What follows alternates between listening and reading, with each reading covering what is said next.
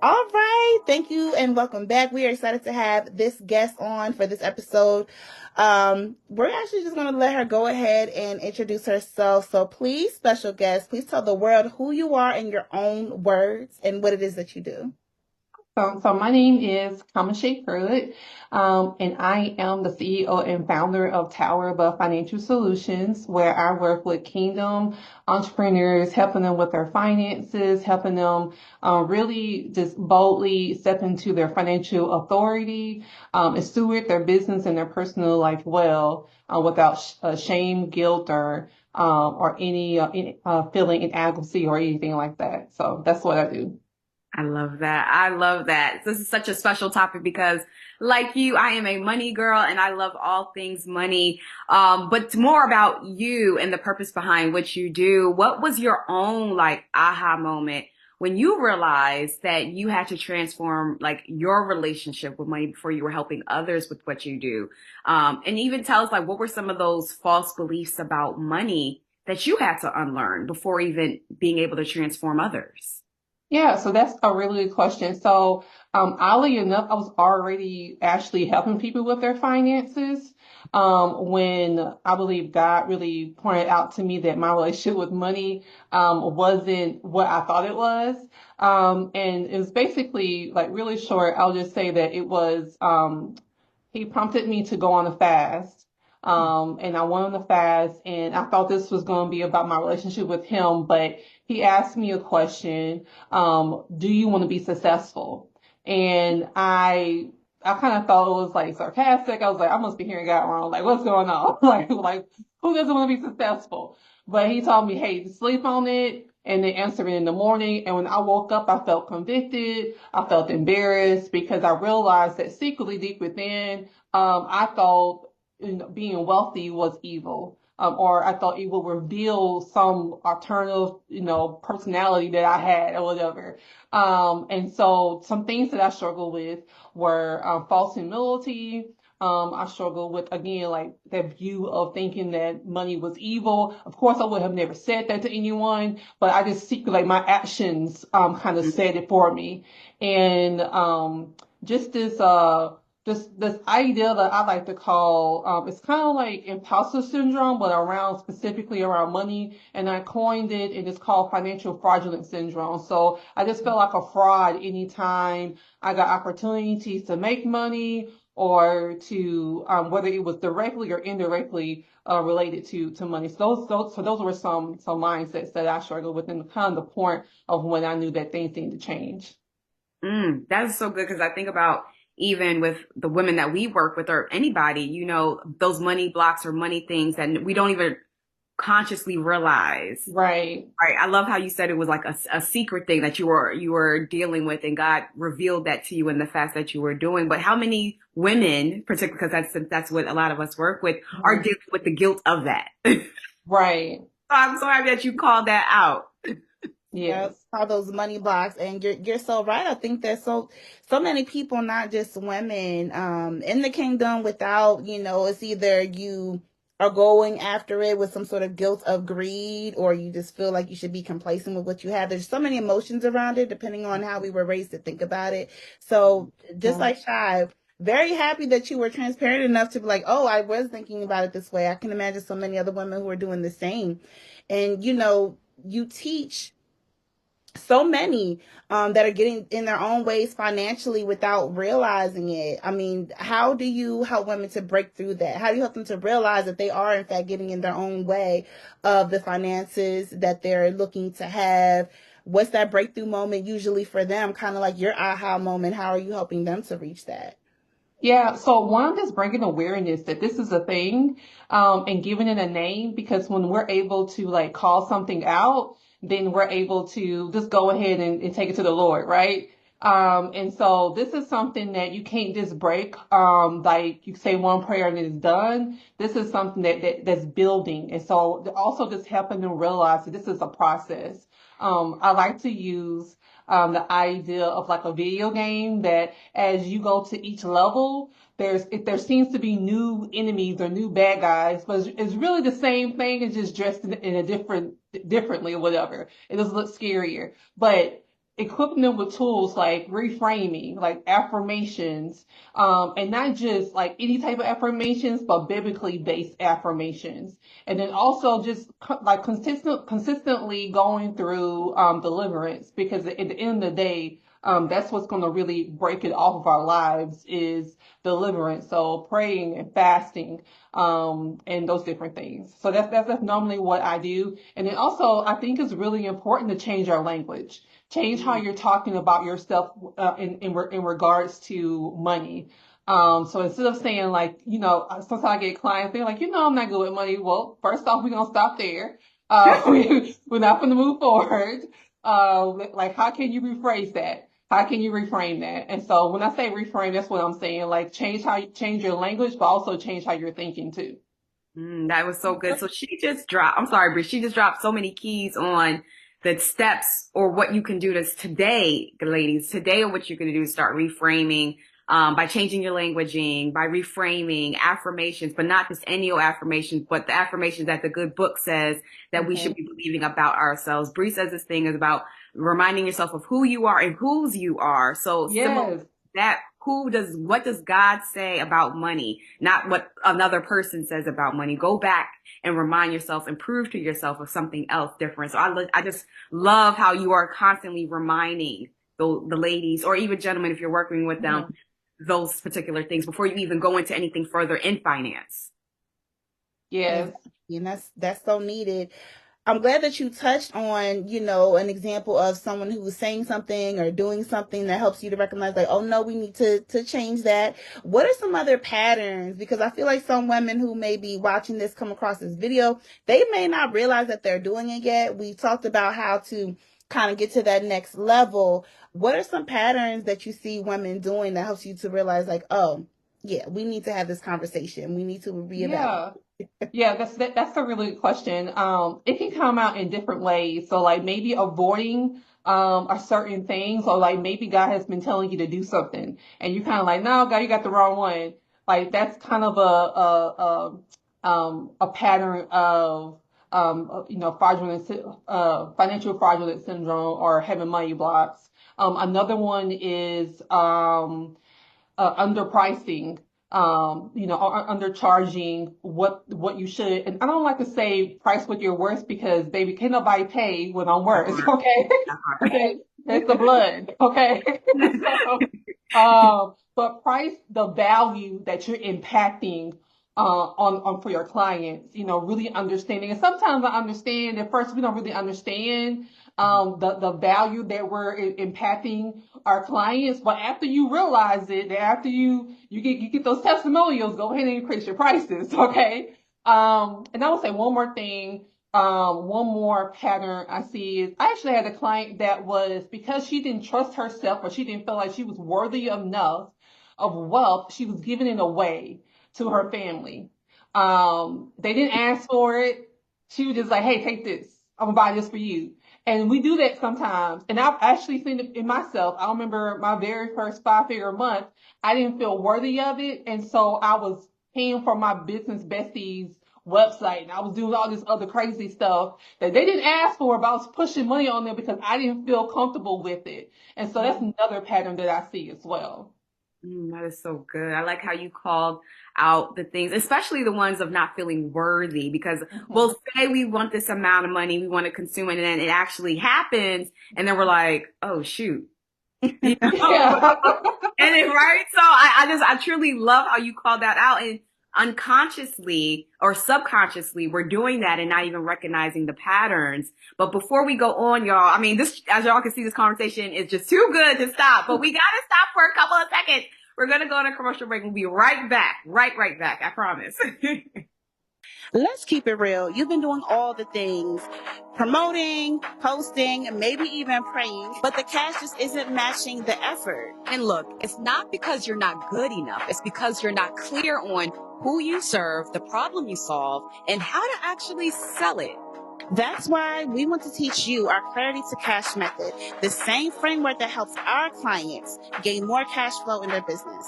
So if you're tired of guessing and ready to get clear, focused, and paid, you need to join us live. That part. So click the link, grab your seat, and we will see you there.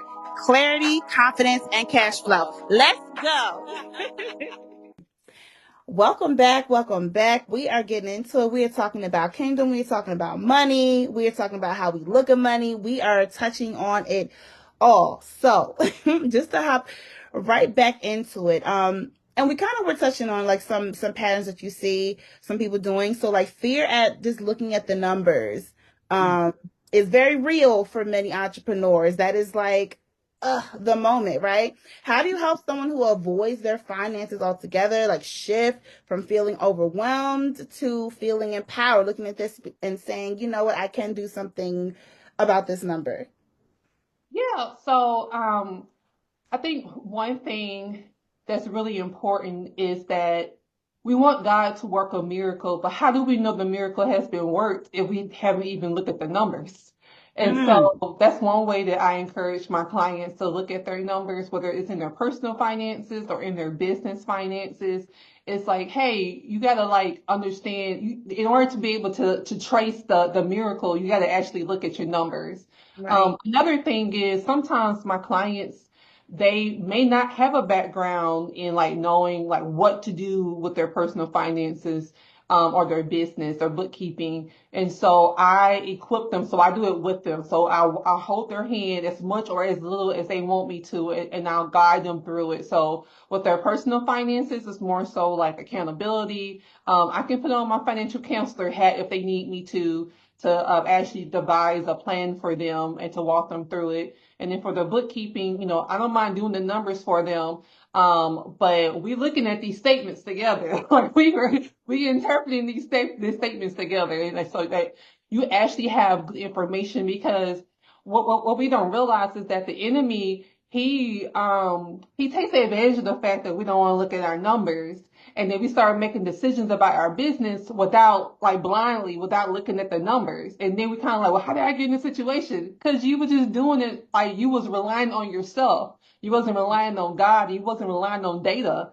So the numbers are not going to lie to you. So those are some steps that I kind of implement with my clients is just encouraging them about like where they want to be and like how you know that you even got there if you don't look at it. So that's kind of what I do. Have there been a time where you were in that position where where numbers were scary for you, or any time where you had to, if you would go back and coach your younger self? Because today you are this transformational person helping others. But if you think back to your younger self, what would you say to her about money or love about money? And like, what would be the thing that she would need to hear? I think she needs to understand again, kind of like what you were saying earlier, who she is and who she is and whom she is, who she belongs to, and that God has made her more than a conqueror. Like God has called me to conquer numbers. Mm, Not because not just because I didn't know I was going to become a accredited financial counselor and a financial behavioral specialist. Like that was like not on my radar. I wanted to work in the music industry. So that was not on my radar at all. Like for me, hiding numbers was I think it was like my last year of college. That's when you're about to start paying your student loans back. I had all my repayment, invoices or whatever, they were stacked up in my closet. I was not even looking at them. So Fed loans and a neck nail, whatever it's called. Like I was not looking at it, but I didn't understand who I was. And I didn't understand the authority that God has given me to want to create wealth. And like I'm more important than those numbers. Those numbers they don't determine who I am, and they do not determine my worth. God determines my worth. And so I would say that's something that I need to hear. That's a really good question. So, but yeah, I feel like that's what I need to hear was that I was more than a conqueror and that I'm more valuable than those numbers. Hmm. Everybody needs to hear that. yeah. Yeah. That's so powerful. I'm actually excited for everyone listening to this right now. Just taking that look at themselves, asking themselves these core questions, maybe telling themselves the same thing that you needed to tell yourself in that moment. Like, I belong to God. This this pile of debt, this pile of whatever, these numbers that scare me, like it's nothing compared to me and my gift and what I have to offer to the world and the service that I can provide. I mean, we are here essentially to serve, and that's more important. So I absolutely love that. And I wish that we had more time with these interviews. I'm going to say it again. Guys watching this, if you are looking for more long form content with these interviews, please let us know in the comments below. But we have to ask you a very important question. What's one thing that you would tell a female entrepreneur about owning her story?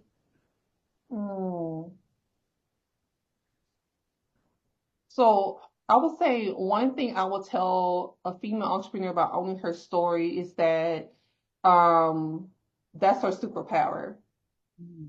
The downfalls, the mistakes, the mishaps, the victories, that is her superpower. And that's what God has divinely picked out for her to build leverage on.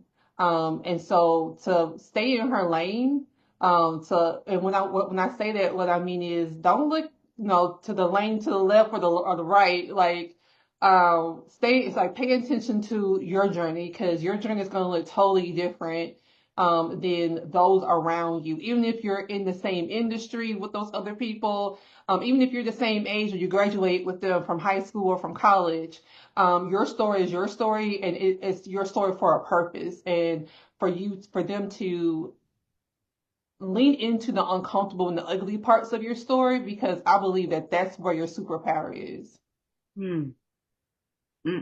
That's touching. All right, ladies, it's time to be brave. It's time to realize who you are, whose you are, and step into that. Wow. Thank you so much for coming on and for sharing. I know that it's touched everyone who's going to be listening to this. Last thing, I mean, where can we find you? Where can we keep up? Where can we take advantage of your services? Yeah, so of course you can follow me on Instagram. You can also follow me on Facebook and then LinkedIn as well. And then as far as my websites are concerned, you can go to kiamesheaprewitt.com.